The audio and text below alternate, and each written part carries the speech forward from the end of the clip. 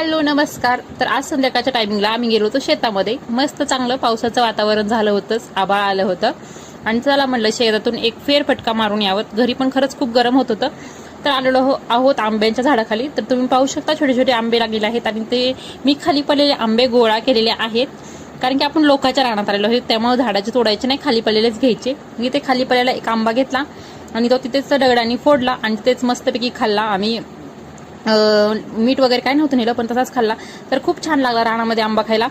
तर आंबा वगैरे खाल्ल्यानंतर मी घरी आले आणि घरी आले तर काही लाईटच नव्हती. घरी आल्यानंतर खरंच खूप गरम होत होतं आणि लाईट नव्हती, त्याच्यामुळे मला रेसिपी शूट करायची होती मिसळ पावची. तर इथे मी केली होती आज मस्तपैकी मिसळ पाव. तर लाईट नसल्यामुळे काही रेसिपी शूट केली नाही. तर इथे बघा मस्तपैकी मिसळ पाव आपल्याला घेतलेली आहे, एकदम साध्याने सोप्या पद्धतीने केली होती. तर कसा वाटला व्हिडिओ कमेंटमध्ये नक्की सांगा. व्हिडिओ आवडल्यास लाईक करा, शेअर करा आणि चॅनलला माझ्या सबस्क्राईब करा. भेटूया अशाच नवीन छानशा व्हिडिओमध्ये. तोपर्यंत टाटा बाय बाय.